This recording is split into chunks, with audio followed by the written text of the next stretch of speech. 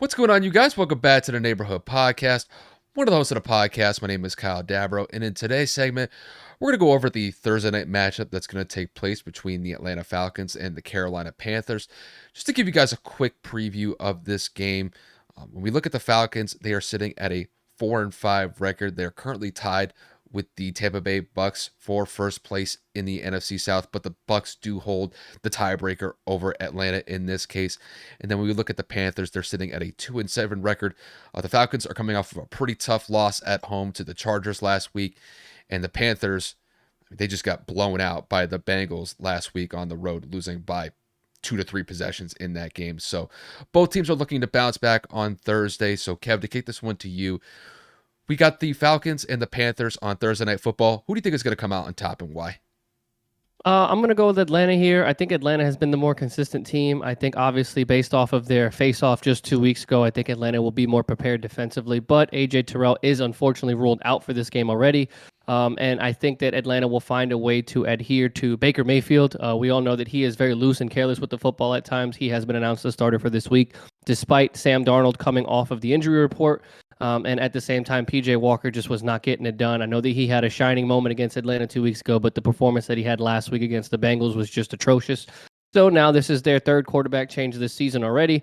And who's to say that they don't have another one? If Baker doesn't perform, they might throw Sam in there. So the quarterback inconsistencies right here just kind of show enough for me. Obviously, at the end of the day, they weren't really able to run the football effectively last week against Cincinnati. So I'm looking at that. And I think that Atlanta just over the last course of the month, month or so, I believe that they have shown that they can be competitive on a more consistent basis. It just so happens that Atlanta fell short last week and unfortunately was not able to carry the momentum from the Carolina game prior. So I think Atlanta looks to right the ship. They try to go 500. They try to take possession of the NFC South again. Carolina continues to fight for the number 1 overall pick in the NFL draft this year, but I don't know. I mean, this game was a lot more competitive than people originally anticipated. So if it was another shootout, I'm not going to complain. We need some life on these Thursday night games. But I will safely pick Atlanta despite the injuries to the defense because I think that Marcus Mariota, Kyle Pitts, Drake London, and the rest of that supporting cast, along with Cordell Patterson returning and Tyler Algier also showing that he can continue to carry the load when Cordell is unable to perform, will bode well for Atlanta, and they will move back up to 500. Kev, I agree with you 100% on this one. This one seems like a relatively easy pick for me, just simply because when I look at the Atlanta Falcons compared to the Panthers, the Falcons have had at least some sort of semblance of competitiveness this year.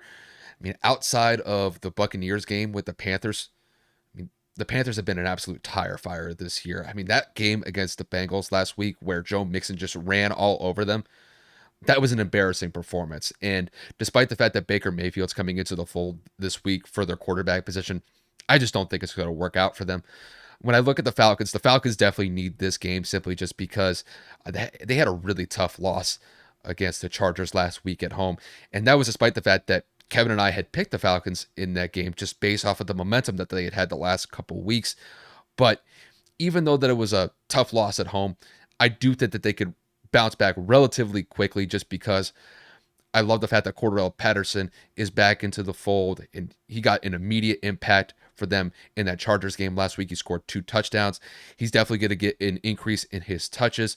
But like you said, Kev, I love the fact that they are now mixing it in with Tyler Algier as well. And he's definitely shown the ability to not only provide successful runs for them, but to be able to break tackles and really get some extra yards on top of first contact.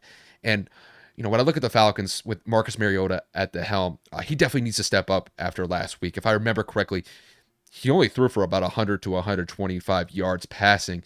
And maybe you could give some credit to the Chargers defense for being able to step up and limit that Falcons offense with Mariota at the helm. But I don't think that's going to be the case this week. I'm definitely expecting a bump in production from Mariota this week just because the Panthers have one of the worst defenses in the NFL, statistically speaking.